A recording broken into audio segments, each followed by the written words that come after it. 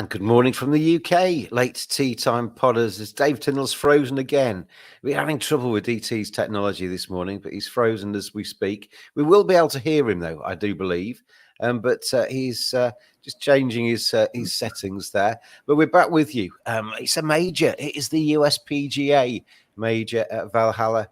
And looking forward to the next 4 days. Of course, with it being a major, we'll be back with you every day as we go through the tournament. The US PGA Championships is where it's at. The market leaders going across the bottom of the screen there. Scotty Scheffler, 5-1. Rory's 8-1. Xander Schauffele, 16-1. Brooks Koepka, 14s. John Rahm, 16s. Ludwig Oberg is 18-1. Bryson is in there at 18s. And you've got Max Homer at 28. Colin Morikawa. My mate Colin, he's in there at 30s. And Joaquin Niemann is in there at 40s. The rest are bigger.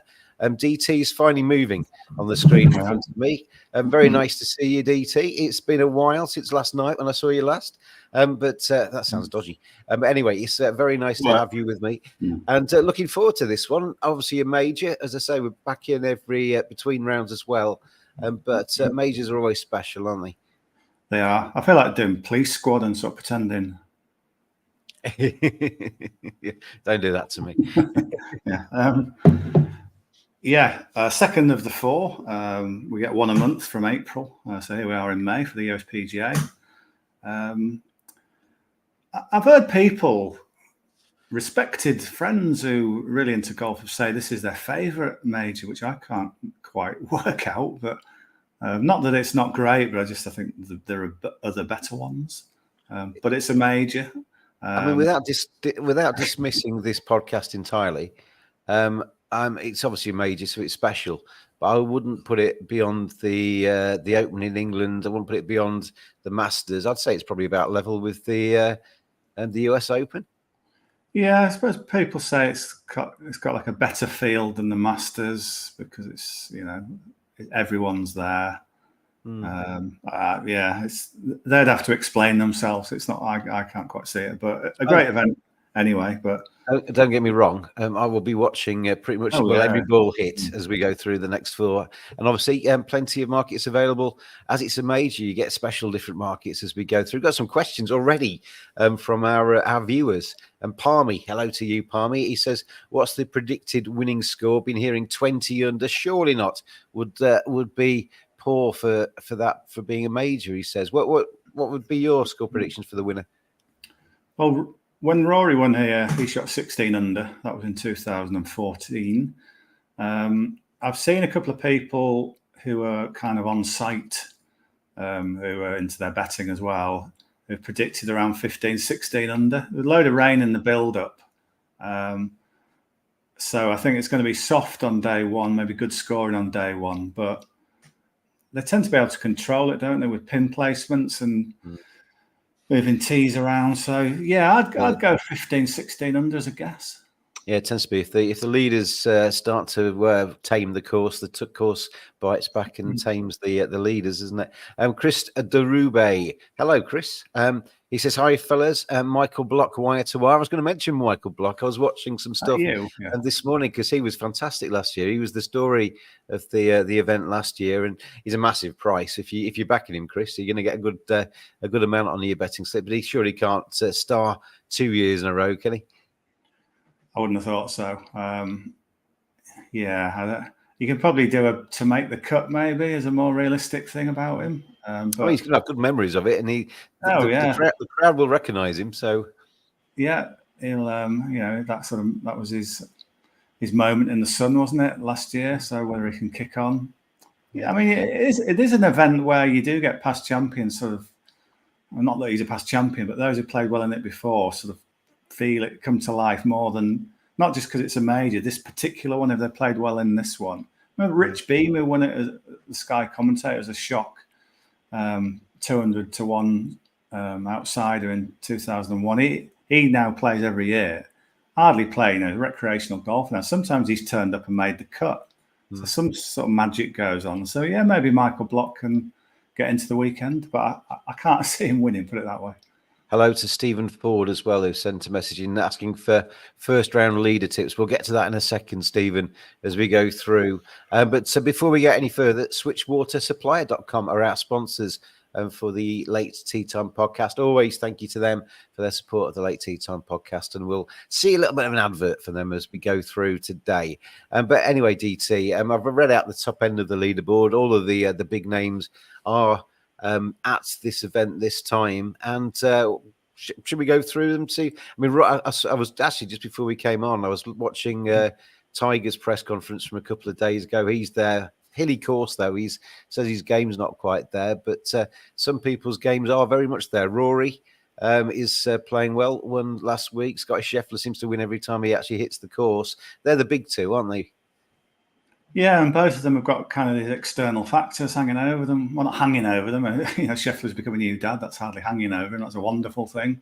But it could certainly be used as a possible distraction for his chances. But then we talk about the nappy factor sometimes, don't we? That kind of having a kid frees you up and makes you realise that it's not the be all and end all. But he was winning anyway.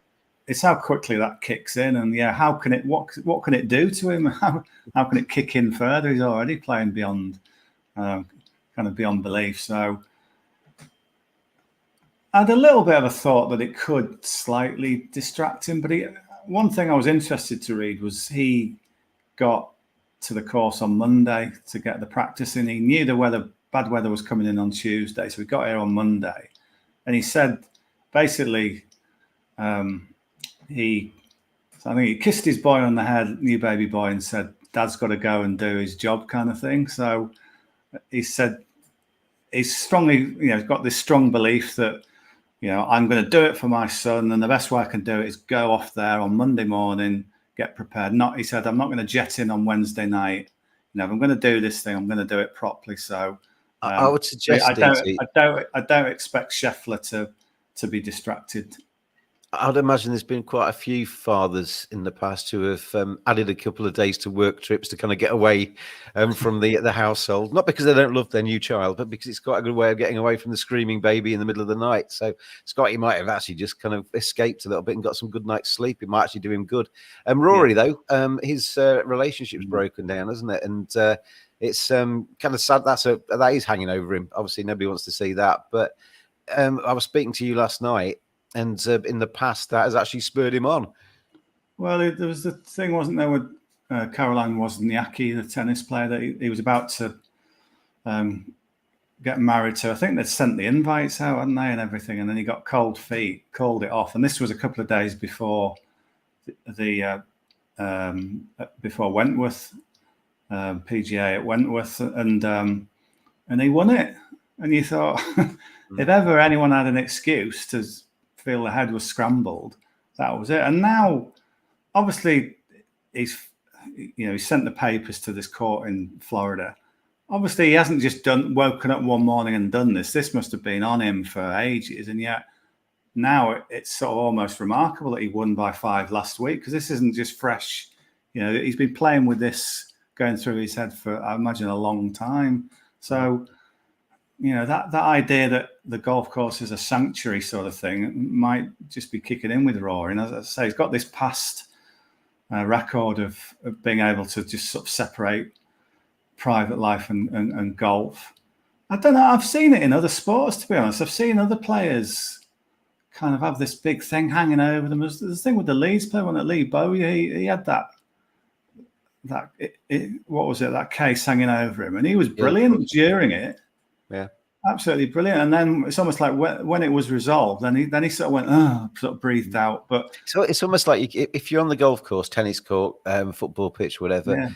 Nobody can be asking you questions. You can't be getting telephone calls. You can't be all of that outside world. The noise that's surrounding your everyday life disappears for 5 hours as you trog around 18 holes. It's maybe like the it's escape. Like safe space, isn't it? It's safe space where you can just do what do your job kind of thing. It must be very hard, actually. I mean, Scotty Scheffler has obviously got a very solid family life and what have you behind him. But for some people, I mean, we both worked with sports people in the past. When you are jetting around the world, you are devoting all of your energies into playing golf, and obviously with Rory, he's got all of the noise around with the PGA Tour and everything else as well.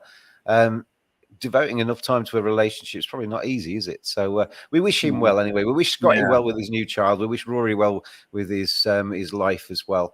And Chris comes back on with a question. Got loads of questions today. Thank you for those. Scheffler seems inevitable. He says the win. Seems to be playing different game than all the others when he plays this season. And he's 5-1 DT, but we've said he's short. But then every time he said he's short, he wins. Yeah, a winning 5-1 is a good 5-1. Yeah, you could easily say that's fine, 5-1. I'll take that all day. Given the way he's playing, 4 wins in it. Excuse me, second place in his last 5 starts.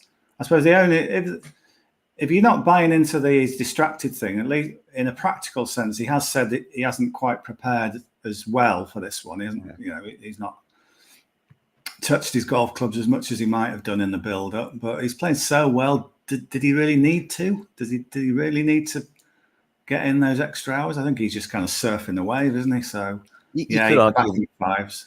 You could argue sometimes that people overthink what they're doing, and a winner tries to then tinker to make themselves even better and ruins it. So maybe not actually touching the clubs as much might not do him any harm at all. Anyway, let's get into your first pick as we head into this this major. You told me you've got an outright. I'm going to give you mine as well after you've given me yours. But who are you backing to win the US PGA Championship 2024? Yeah, so I've had plenty of pre-tournament bets earlier in the week, but the whole point of this podcast is to kind of frame your thoughts right on the edge of the tournament teeing off. And the one that's kind of come to me, it was kind of lingering in the back of my mind. Should I play him? Should I back him? Let's just wait and see. There was a doubt over him, actually, in terms of fitness. Ludwig Oberg is the one that's really come to me. I saw a really good interview with him yesterday. Well, it was his official press conference. There was a doubt over his knee, wasn't there? That he had this knee problem that caused him to pull out of last week's Wells Fargo. So he addressed that. So just sort of going through his press conference, some of the things he was saying. He said the course was in great shape. He says, I love zoysia grass, which is what the fairways are here. I love hitting from that. He says it helps because the ball sits up. He can sort of go high with that. I remember Kenny Perry used to enjoy that, and he nearly won here, should have won here in 1996. So that's a good sign. As for his knee, he said the knee's good. It's not bothering me this week, but he will be wearing a brace for safety reasons, he said. But he just dismissed it. He didn't look like he was, it's fine.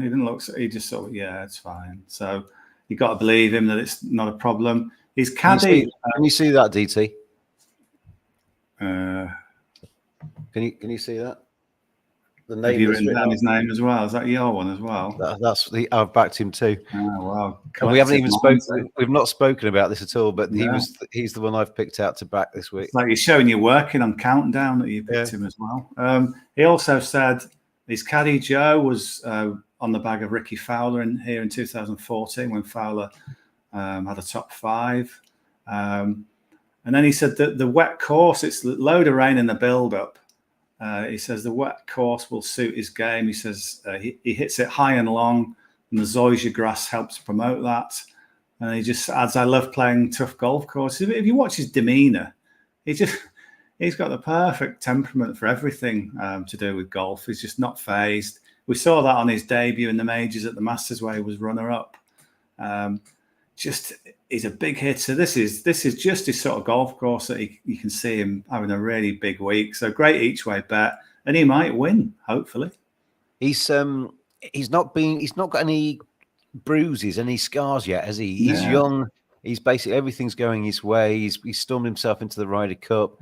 Every time he hits the course, he looks good. He looks like he's enjoying himself. He's not had any massive disappointments that have kind of like scarred him, so that mentally he's absolutely probably as good as he can be.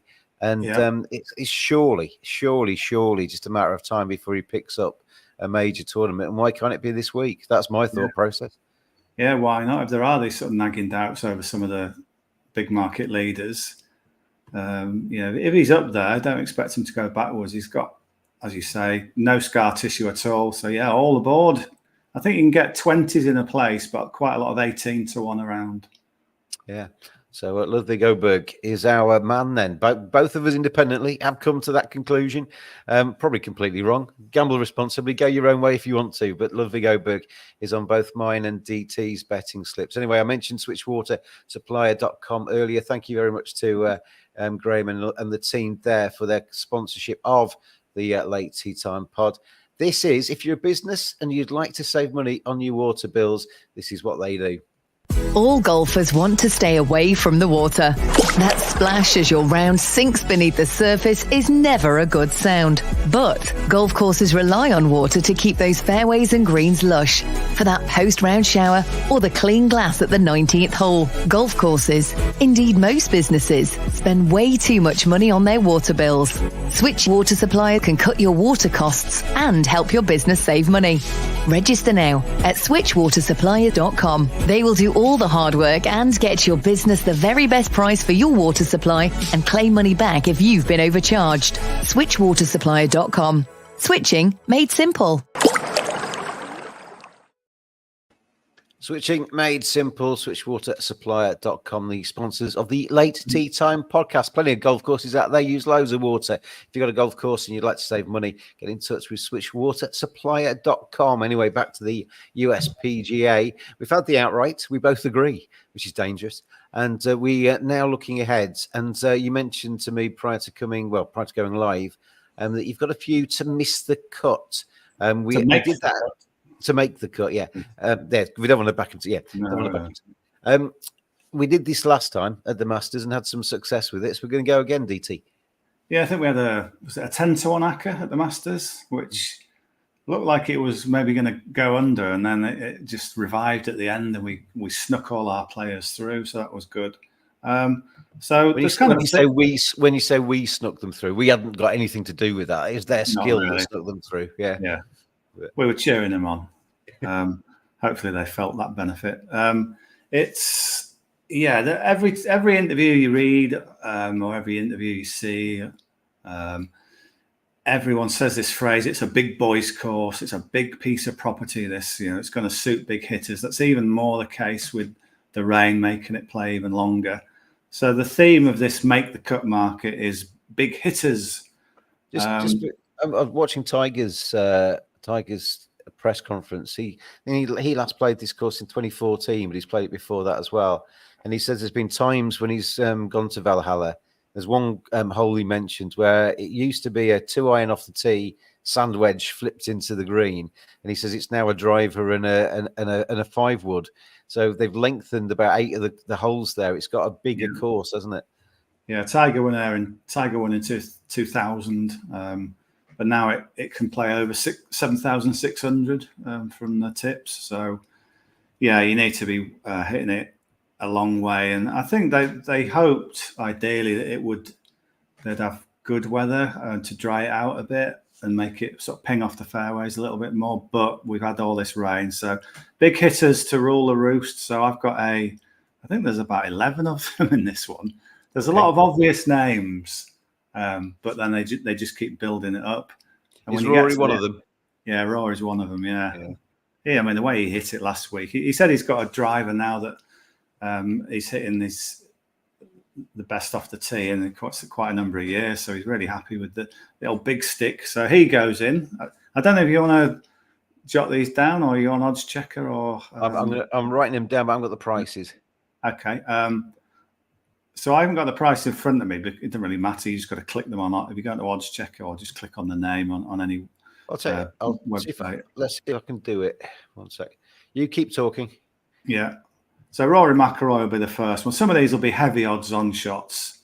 So you fully expect them to make the cut. But if you keep adding to them, it starts to build. And then the last few really knock it up from sort of 5-1 and then towards 10s. And then we go beyond that. You there yet? Yeah. Rory then. He's in 1 to 10. Rory McIlroy, huge hitter. Xander Schauffele. Yep. Again, these will all be in the top 50 for driving distance, if not the top 10 or 20. Bryson DeChambeau, obviously. He's known to hit it quite a long way. Just a bit. Longest driver on the Live Tour. And if you copied his numbers across the PGA Tour, he'd be the longest on that as well. Brooks Koepka. Sorry, would you take Bryson this week with any I other like bets? Because and if it's not running and he's bombing it a mile, he's got an advantage, hasn't he? Yeah, and back to that, one of the questions before from one of the viewers, back in for first round leader. Right. He's set the pace in 3 majors in the past, including this one last year and the US Masters last month.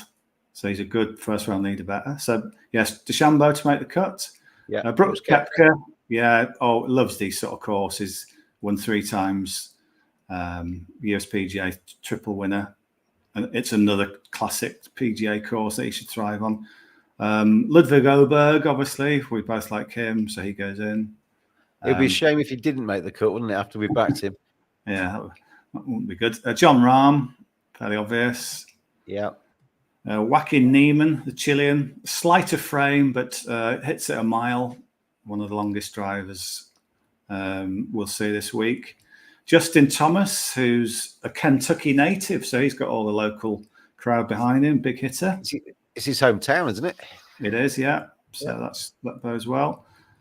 So they're the kind of ones. What was it? 3, 4, 5, 6. They're about 9 obvious ones, and then we get to the ones that are less kind of. Oh, well, I could have told you that. These are the ones that are a little bit more. That's eight so far. Yeah. So these 3 will sort of bump the price up. So Byung-Hun Ahn, the Korean, in great form at the moment, absolutely bashes it off the tee. Played well at the Masters, which is, I think that'll do his confidence good for future majors. So he goes in. Taylor Pendrith, the Canadian, the huge hitter. I think he's 9th for driving distance this season. In great form. He won the CJ Cup, Byron Nelson, a couple of weeks ago. 10th last week, a couple of 11ths before that. Big hitter. So he goes in. And then the final one, Jake Knapp, who's emerged this season, won in Mexico. Smashes it a mile. I think he'll do some really good work this week. He can get a bit jittery down the stretch, but I think for 2 rounds, which is all we're interested in here, he can freewheel it and just blast away. So I get it with Bet365. That ACCA comes to about just over 20 to 1. Yeah, 11-fold then altogether. Rory, Xander, Bryson, Brooks, Ludwig Oberg, John Rahm, Joaquin Niemann, Justin Thomas, Benny Ahn, Taylor Pendrith, and Jake Knapp. 20.23 to 1. That we're just putting him into bet into odds checker Bet365. The bookie those, but obviously those prices correct at the time of recording. This Thursday morning, so you may find better if you shop around. But 20.23 to 1 for that 11-fold. Yeah, it gives us a lot of interest over those first 2 days. So fingers crossed. So we're cheering them on. One of those is Ludwig Oberg. He's our pick to win the US PGA Championship. And as DT mentioned there, Bryson DeChambeau, big hitter. If those fairways aren't running and he gets he could get a huge 50-yard advantage and stuff like that if he's basically bombing it past everybody else. If they are kind of sticking on the fairways, it's kind of throwing darts down that fairway. He's going to basically bomb it past everybody, isn't he? So as long as he's kind of fairly straight, 'cause if he's bombing it into trouble. Yeah, some of the rough. There seems to be like 2 layers of rough, and the first bit of 25 yards it isn't too bad. So I think it'll be fine. Okay, so good luck then, DT. Anything else before we say goodbye? Because we're back every day. Yeah, here every day. Yeah, no, I've got to shoot off pretty soon. So if you want to wrap up, that's all good. Oh, he's getting impatient to go. He wants to leave you late tea time, Podders. I've got a yoga class to go to. So you can meditate and think about Ludwig Oberg. Anyway, DT, you go up and enjoy your yoga. Late tea time, Podders. This has been a sports broadcast media production. We will see you between the rounds as well. We'll be back with you ahead of round 2, 3, and 4. And enjoy the golf. Good luck with your bets. Gamble responsibly. And we'll see you again soon. Cheers, everybody.